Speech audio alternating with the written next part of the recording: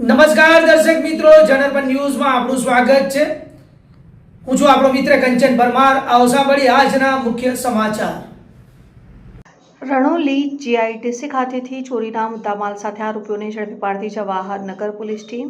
રણોલી જીઆઈડીસીમાં આવેલ commercial complex ખાતે બે ઇસમો, જેમાં એક ઇસમે બદન પર બ્લેક કલરનું ટી શર્ટ અને ગ્રે કલરનું જીન્સ પેન્ટ પહેરેલ છે અને બીજા ઇસમે ગ્રીન બ્લુ કલરની ચોકડી વાળું શર્ટ અને આછા કાળા કલરનું પેન્ટ પહેરેલ છે. જે બંને ઇસમો આશરે 3-4 દિવસ પહેલા રણોલી જીઆઈડીસીમાં આવેલ પારસ એન્ટરપ્રાઇઝ નામની કંપનીમાંથી ચોરી થયેલ એલ્યુમિનિયમ ફોઇલ્સના રોલનો જથ્થો પ્લાસ્ટિકના મીણિયામાં ભરી વેચવાની તરફેણમાં છે. જેથી બે પંચો માણસો સાથે કમર્શિયલ કોમ્પ્લેક્સ ખાતે જઈ તપાસ કરતા બાતમી મુજબના ઇસમો મળી આવતા તેમને કોર્ડન કરી પકડી પાડી આગળની કાયદેસરની કાર્યવાહી હાથ ધરવામાં આવેલ છે.